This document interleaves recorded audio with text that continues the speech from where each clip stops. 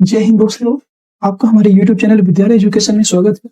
आज हम आपके लिए बिहार जूनियर शिक्षक भर्ती परीक्षा के लिए आप जीके, जीएस और एसएसटी के महत्वपूर्ण क्वेश्चन लेकर आए हैं, जिसमें आपको जीके एसएसटी के जितने भी प्रीवियस ईयर क्वेश्चन है बीपीएससी के द्वारा पूछे गए वो सभी क्वेश्चन करवाए जाएंगे और ये फुल रिवीजन क्लास होगी आपकी। ये कक्षा 6 से 8 के लिए है और इसमें आपको जो ये क्वेश्चन है ये सभी क्वेश्चन एजुटेरिया की 5000 बुकलेट सीरीज है, उसी के क्वेश्चन आपके सारे हैं और इसमें आपको 100 प्रैक्टिस सेट देखने को मिलेंगे। ये आपका आज 17 नंबर का प्रैक्टिस सेट है। इसके पहले हमने 16 प्रैक्टिस सेट करवा चुके हैं और जिसकी प्लेलिस्ट आपको यूट्यूब के प्लेलिस्ट सेक्शन में मिल जाएगी। तो चलिए शुरू करते हैं आज के इस वीडियो में। आपका पहला क्वेश्चन है कि निम्नलिखित में से कौन सा राज्य पड़ोसी देश भूटान के साथ सीमा साझा करता है, ये आपको बताना है। असम, पश्चिम बंगाल, अरुणाचल प्रदेश या इनमें से सभी। तो इसका राइट आंसर हो जाएगा इनमें से सभी। जो भूटान के साथ सीमा साझा करते हैं असम, अरुणाचल प्रदेश, पश्चिम बंगाल, ये सभी भूटान के साथ सीमा साझा करते हैं। नेक्स्ट क्वेश्चन आपका सेकंड कि अरावली पहाड़ी के पश्चिम छोर से निम्न में से कौन सी नदी निकलती है। लूनी नदी, माही नदी, बनास नदी या A+B दोनों। इसका राइट आंसर हो जाएगा लूनी और माही, दोनों नदियां जो है अरावली की पहाड़ियों से निकलती हैं, इसलिए इसका राइट आंसर A+B मतलब A व B दोनों हो जाएगा। नेक्स्ट क्वेश्चन है सैडल पीक। ये सैडल पीक की अवस्थिति है ग्रेट निकोबार, उत्तरी अंडमान, मध्य अंडमान या दक्षिणी अंडमान। तो जो सैडल पीक है ये आपके स्थित है उत्तरी अंडमान।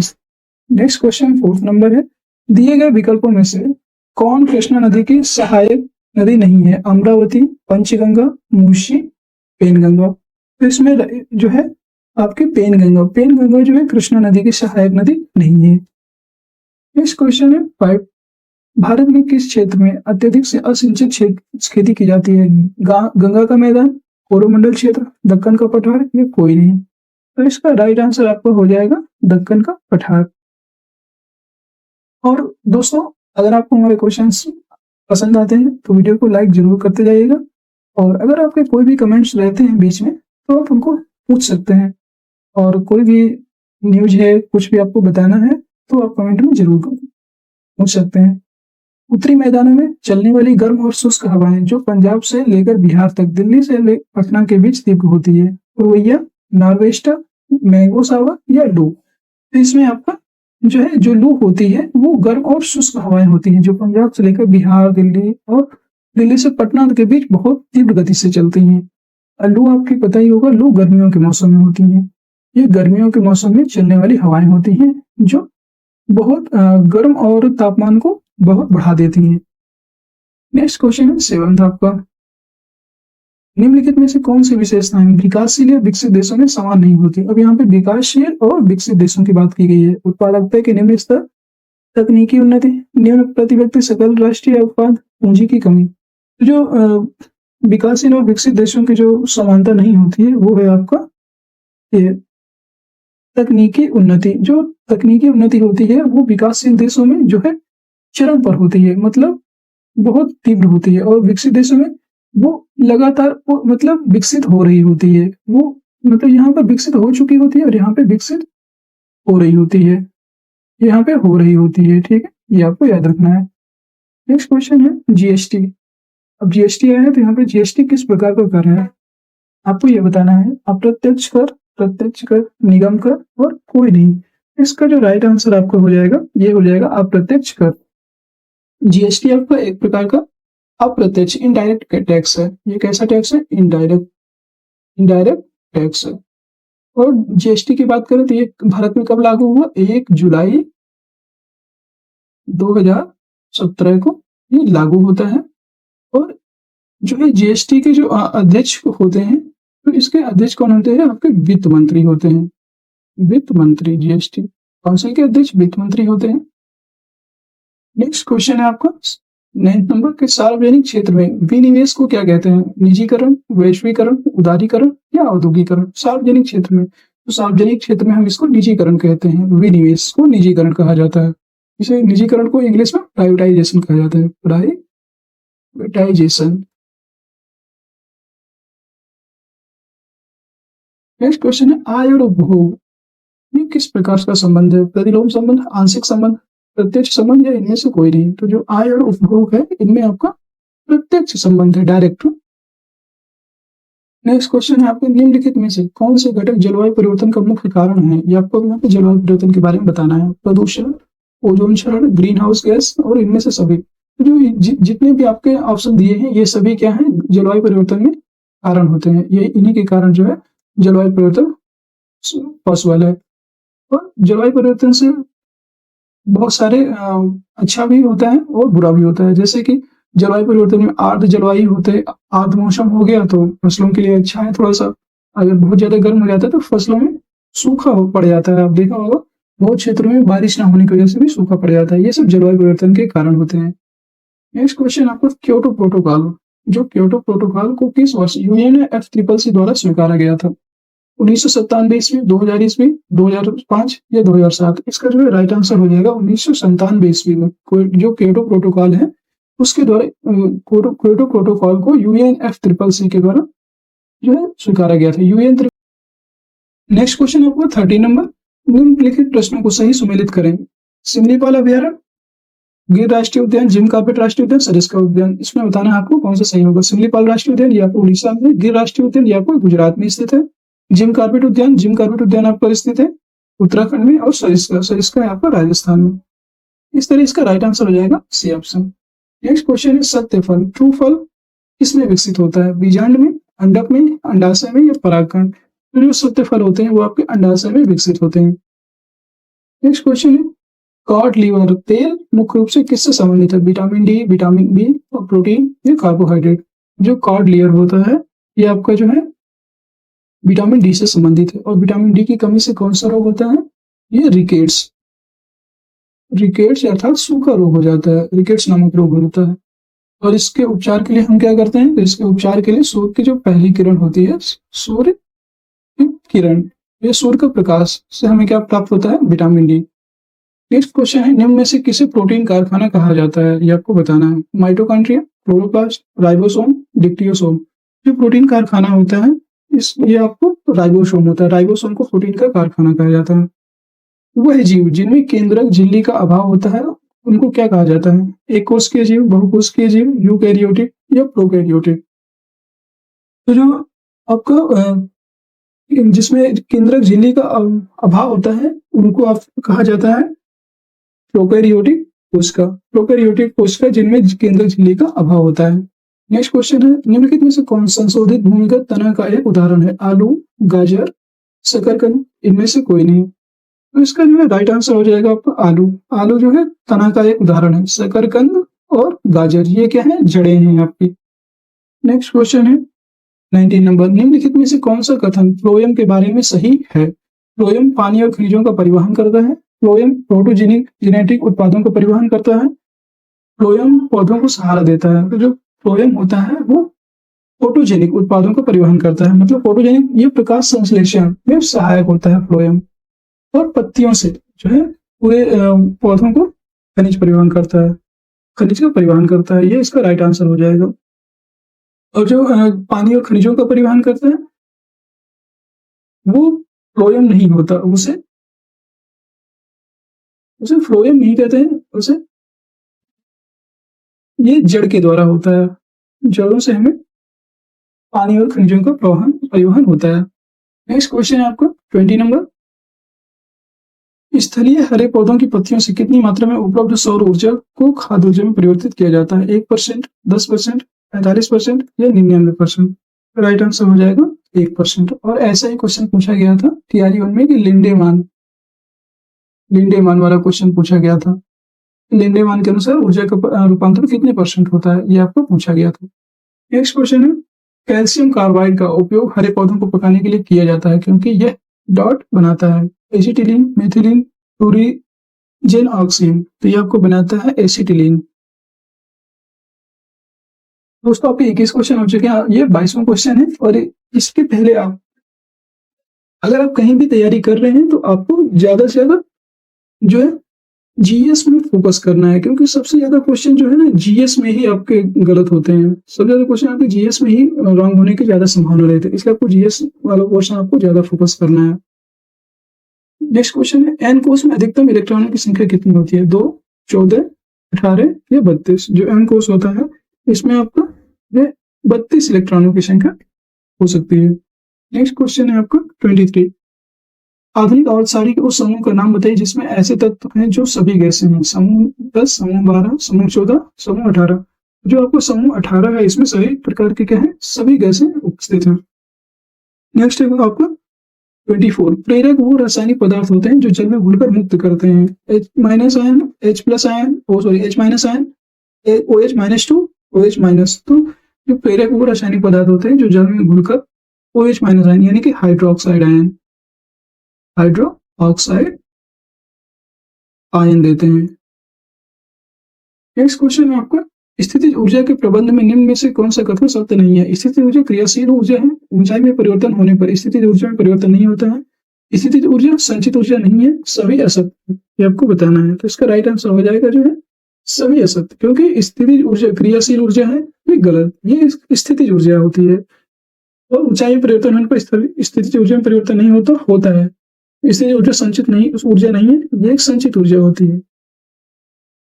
इनमें से कौन सी तरंग अनुप्रस्थ तरंग नहीं है। स्थिर जल में पत्थर फेंकने पर उत्पन्न तरंग, फिर ये तो स्थिर जल में पत्थर फेंकने पर उत्पन्न तरंगे अनुप्रस्थ तरंग का उदाहरण होती है। भूकंपीय तरंगों में एस तरंगे स्थितिज ऊर्जा होती है। डोरों युक्त यंत्रों में उत्पन्न तरंगे सितार, गिटार, वीणा, ये भी स्थितिज, ये अनुप्रस्थ तरंगे होती है। सर्पिलाकार स्प्रिंग में उत्पन्न तरंगे, ये स्थितिज ऊर्जा नहीं, ये अनुप्रस्थ तरंगे नहीं होती है। ठीक है, ये अनुप्रस्थ तरंगों की श्रेणी में नहीं आता। नेक्स्ट क्वेश्चन, भारत का प्रथम निर्यात उपयोगीकरण क्षेत्र EPZ का सृजन हुआ है। कांडला में, मुंबई में, नई दिल्ली में, ये विशाखापट्टनम में। ये हुआ है आपका जो है कांडला, गुजरात में हुआ है इसका। नेक्स्ट क्वेश्चन है, भारतीय पंचवर्षीय योजनाओं का प्रमुख उद्देश्य क्या है। धन या आय का समान वितरण, स्वावलंबन एवं विदेशी सहायता पर निर्भरता कम करना, पिछड़ी जातियों का विकास, निजी क्षेत्र की बढ़ती भूमिका। तो इसका जो राइट आंसर हो जाएगा स्वावलंबन। जो स्वावलंबन एवं विदेशी सहायता पर निर्भरता है उसको कम करने के लिए ही पंचवर्षीय योजनाओं को शुरू किया गया था, और इसकी शुरुआत 1951 से हुई थी, पंचवर्षीय योजनाओं की शुरुआत। नेक्स्ट क्वेश्चन है, भारतीय चारागाह एवं चारा अनुसंधान संस्थान स्थित है पटना में, रांची में, झांसी में या करनाल में। इसका आपका राइट आंसर हो जाएगा झांसी में। ये झांसी में ही चारागाह एवं चारा अनुसंधान स्थित है। संविधान के किस अनुच्छेद के अंतर्गत किसी व्यक्ति के विदेश यात्रा के अधिकार को संरक्षण प्रदान करता है। अनुच्छेद 18, अनुच्छेद 21, अनुच्छेद 19, अनुच्छेद 15। तो इसका जो है राइट आंसर हो जाएगा अनुच्छेद 21। अनुच्छेद 21 के तहत व्यक्ति के विदेश यात्रा के अधिकार को संरक्षण प्रदान करता है। नेक्स्ट क्वेश्चन है आपका 31। और दोस्तों एक आपके लिए न्यूज है कि जो जिन भी व्यक्तियों ने अभी तक अपने फॉर्म फिलअप नहीं किए वो फॉर्म फिलअप कर लें, क्योंकि जो है रजिस्ट्रेशन की लास्ट डेट आपकी 14 नवंबर तक ही है। इसलिए उम्मीद है आप लोगों ने रजिस्ट्रेशन कर लिया होगा, और जिन भी व्यक्तियों का नहीं हो पाया है किसी कारणवश वो अपना रजिस्ट्रेशन जरूर कर लें। और आगे का जो फॉर्म है वो 10 तारीख से ही फिलअप होने लगा है, इसलिए आप क्या करें, अपने फॉर्म को भी आगे कंटिन्यू करके फाइनल सबमिट कर लें। चलिए, आपके लिए जानकारी थी, जिन भी स्टूडेंट्स ने नहीं किया है उनके लिए बेहतर जानकारी थी। चलिए शुरू करते हैं। 31 नंबर देखते हैं, सेवा के अधिकार की अवधारणा सर्वप्रथम किस देश में प्रारंभ हुई है। ब्रिटेन में, भारत, अमेरिका, चीन। इसका जो है ये जो सेवा के अधिकार की अवधारणा है ये आपकी शुरू हुई थी ब्रिटेन में। नेक्स्ट क्वेश्चन, भारत के राष्ट्रपति अपनी शक्तियों का प्रयोग करते हैं प्रधानमंत्री द्वारा, सीधे अथवा अपने अधीनस्थ अधिकारियों के द्वारा, मंत्रियों द्वारा, मंत्रिमंडल द्वारा। इसका राइट आंसर हो जाएगा आपका सीधे अथवा अपने अधीनस्थ अधिकारियों के द्वारा। नेक्स्ट क्वेश्चन है, निम्नलिखित में से कौन ये गैर संवैधानिक निकाय है। राष्ट्रीय मानवाधिकार आयोग, वित्त आयोग, केंद्रीय अन्वेषण ब्यूरो, लोकपाल। इसका राइट आंसर होगा आपको बताना है। तो इसका जो राइट आंसर हो जाएगा, इसमें आपका राष्ट्रीय मानवाधिकार एक संवैधानिक निकाय होता है, वित्त आयोग संवैधानिक निकाय होता है, और केंद्रीय अन्वेषण ब्यूरो, तो ये भी आपका क्या है, जो है संवैधानिक इकाई नहीं, ये वैधानिक इकाई है। ये कैसा इकाई निकाय है, तो ये है आपको वैधानिक निकाय। तो लोकपाल भी एक संवैधानिक निकाय है। तो इसका राइट आंसर हो जाएगा टेबल 134।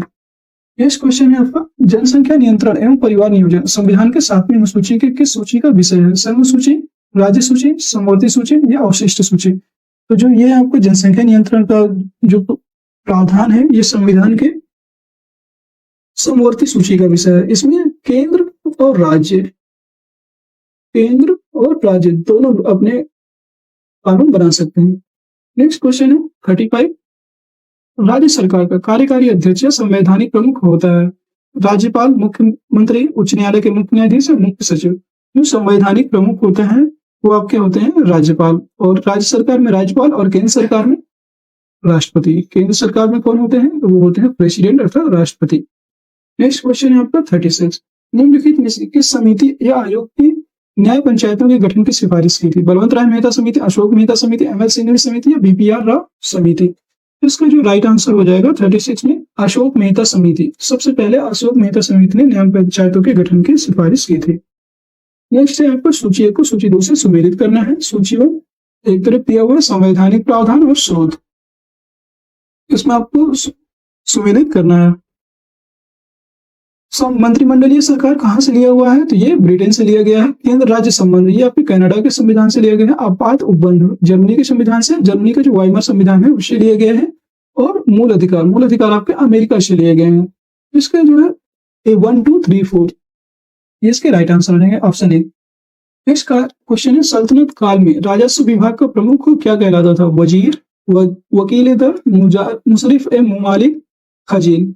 जो सल्तनत काल था उसमें आपका राजस्व विभाग का प्रमुख वजीर कहलाता था, जो राजस्व विभाग का प्रमुख होता था। नेक्स्ट क्वेश्चन है 4 बाग बनाने की परंपरा की शुरुआत किस शासक के समय से हुई थी? बाबर, अकबर, शाहजहां, जहांगीर। जो 4 बाग बनाने की परंपरा थी वो अकबर के शासनकाल से शुरुआत हुई थी, या अकबर ने ही इसको शुरुआत किया था। नेक्स्ट क्वेश्चन था मंदसौर अभिलेख में निम्न में से किस शासक से संबंधित है? यशोवर्मन, समुद्रगुप्त, रुद्रदामन, स्कंदगुप्त। जो मंदसौर इस अभिलेख है ये आपका यशोवर्मन से संबंधित है। रुद्रदामन का कौन सा है? ये है जूनागढ़ अभिलेख से संबंधित है। रुद्रदामन जूनागढ़, समुद्रगुप्त आपका प्रयाग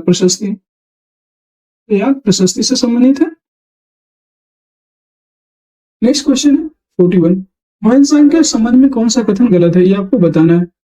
हर्षवर्धन के शासनकाल में भारत आया था, इसमें बताना है कौन सा गलत है।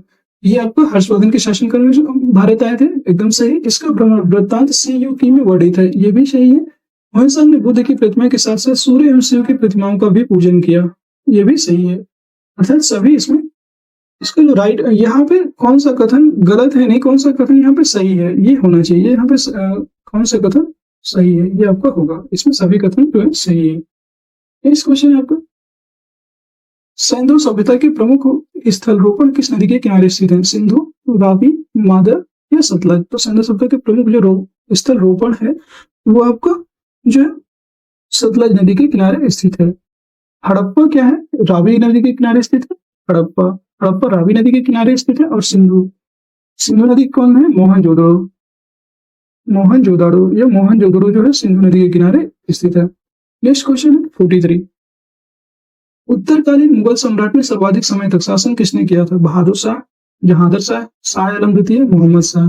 इसका राइट आंसर हो जाएगा 43 का शाह आलम द्वितीय, इसका राइट आंसर हो जाएगा। नेक्स्ट क्वेश्चन है प्रमुख जैन तीर्थंकरों में अरिष्टनेमी या 22वें का प्रतीक चिन्ह क्या था? शंख, सर्प, सिंह या नीलकमल। जो तो प्रमुख जैन तीर्थंकरों में जो अरिष्टनेमी या 22वें का प्रतीक चिन्ह था वो था आपका शंख। नेक्स्ट क्वेश्चन था और जो 23वें थे उनका था सर्प। 23वें क्या थे आपके? वो पशुपतिनाथ थे, जिनका था 23वें पशुपतिनाथ थे। 23वें तीर्थंकर पशुपतिनाथ थे। और 24वें कौन थे? तो वो महावीर स्वामी थे। नेक्स्ट क्वेश्चन है आपका 45। लंगर व्यवस्था को किस सिख गुरु ने स्थायी बना दिया? गुरु नानक, गुरु गोविंद सिंह, गुरु अर्जुन देव, गुरु अंगद। तो ये जो लंगर प्रथा थी उसको गुरु अंगद, जो सिख गुरु अंगद थे, इन्होंने इसको स्थायी बना दिया था।